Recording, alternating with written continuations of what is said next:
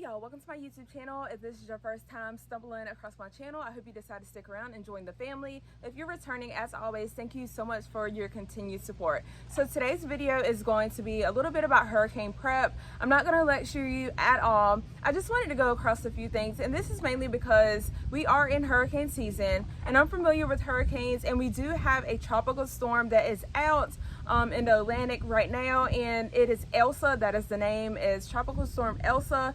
She is projected to become a hurricane, and so her projected path, she's going through Florida and coming up the East Coast. She'll pass through Georgia, South Carolina, and North Carolina. So as you guys, well, or a lot of you guys know, I am in North Carolina. I was born and raised here. I grew up where we had lots of hurricanes. So my childhood consisted of like riding out hurricanes, and that's just the way it was. Where I live right now, the way ELSA is projected to go, we will be on the western side, so we will still get lots of winds and rains according to the meteorologist, but it's going to impact the eastern side of us here in the Charlotte region. So with that being said, I do have a lot of friends and family all up and down the East Coast. So a couple of things that I just want to remind people to get. And as preppers, a lot of us have these things, but if you guys are new to prepping or just like stumbling across my channel, I'm just going to kind of run down a list of things that I composed of that I felt were necessary. So of course, the first thing being water. You guys should have lots and lots of water. If you don't have multiple water bottles or a huge gallon, the 55-gallon drum or barrel, whatever you want to call it, make sure you guys at least have an alternate water source with filters. And you can purchase some of those filters on Amazon or Walmart. You can get the Life Straws. There's so many different kind of filters that you can get. Another thing is the non-perishable food items. So of course you want your canned goods and just non-perishable foods. Make sure that you pick up a can opener. You don't want to have your canned goods in a whole pile of those and not have a way to open it. Of course there are alternate ways you can open them, but the easiest and most effective way, in my opinion, is a can opener. The next thing, flashlights. You have to have your flashlights in case you should lose power. That way you can see. Of course you can do without flashlights, but I just think it's necessary, in my opinion, especially dealing with hurricanes in the past. It is a necessity. Y'all, a necessity.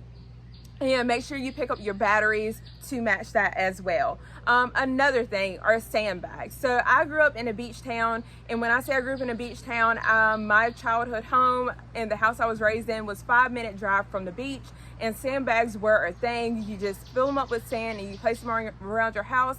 That provides extra protection against water. The last thing you want to be dealing with during a hurricane, you're already stressed out about the winds and rains, but you don't want to deal with a whole lot of flooding. You at least want to have some kind of barrier that can kind of help protect against water damage. The next thing I have on my list is the weather radio, and of course it can be one that has batteries, or you can do the hand crank radio. You can purchase that on Amazon as well. An alternate cooking source. So depending on how long you may be without power, you might want to have a way to cook. Now, don't get me wrong, you can eat things right out the can, but it's always better if you have an alternate cooking source. So whether that's a butane or propane, make sure you have that. And with you having that, this brings me to the next item. You want to have a fire extinguisher. The last thing that you want to have is some kind of fire, and you not have a way to put it out. Of course, you're still going to want to call your fire department depending on how severe, the fire is. If it's a small fire, you grab your fire extinguisher and you can put it out within seconds. Another thing that you want to have on hand is cash, and that's what a lot of us rely on. Debit cards. I know I do. I very rarely keep cash on me, but this day and age, just because of all the possibilities of things that can happen, you want to keep cash on you, and especially like smaller bills, just because you don't know what you might need, what you may have to barter.